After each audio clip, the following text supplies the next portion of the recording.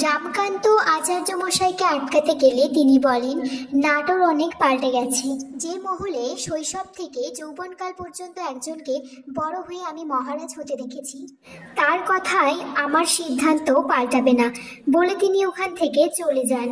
পিসি ঠাম্মা বলছে, এই নাটোরের আকাশে কালো মেঘ জমে গেছে, সর্বনাশ হয়ে যাবে। বিষ্ণুরাম জঙ্গলে গেছে দেবীপ্রসাদের সাথে দেখা করতে। দেবীপ্রসাদ বলছে, বাবা মশাই, আমি আপনাকে আগেও বলেছি এই রকম ঝুঁকি নিয়ে আপনি দেখা করতে আসবেন না। আমি শামশের খাঁর সাথে হাত মিলিয়েছি, আর নাটোরের সিংহাসন আমাকে ছিনিয়ে নিতেই হবে। বিষ্ণুরাম বলছে, তুমি আগুন নিয়ে খেলো না। দেবীপ্রসাদ বলছে, সব যখন আমার হাতের থেকে বেরিয়ে গেছে, আমাকে আগুন নিয়ে খেলতেই হবে। ফুলডোরা দাসী পিসি ঠাম্মাকে বলছে, আমি একটা খবর পেলাম, এখান থেকে নৌকা ছাড়বে আর যত বিধবা আছে তাদেরকে কাশি রেখে আসা হবে। ফুলডোরা দাসী বলছে, ওই কুমোদিনী মেয়েকে যদি ওই নৌকায় তুলে দিয়ে আসি। ঈশ্বরী বলছে, এমনিতেই খেতির কম নেই, তারপরে ওই মেয়ে এসেছে।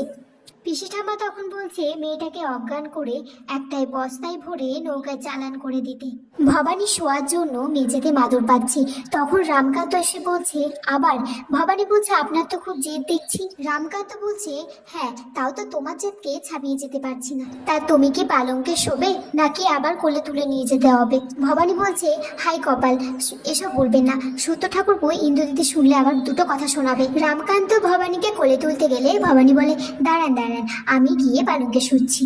রামকান্ত বলছে, রাজরানী, আমাদের মহলে খাবার বা থাকার জায়গার কোনো অভাব নেই, যদিও শত্রুর অভাব নেই। ঈশ্বরী দুজন পাহারাদারকে মোহর দিয়ে বলে, কুমুদিনীকে পিছে আঘাত করে অজ্ঞান করে দিতে হবে।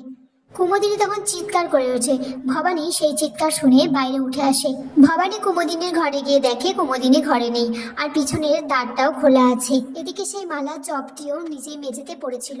ভবানী তখন সন্দেহ হয়, আর ভবানী তলোয়ার নিয়ে জঙ্গলের দিকে ছুটে যায়।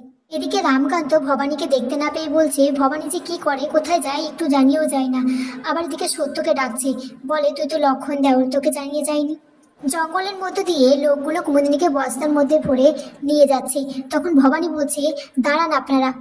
লোকগুলো ভবানীকে লাঠি দিয়ে আঘাত করতে গেলে ভবানী তলোয়ার বার করে আর তাদেরকে আঘাত করে উল্টে।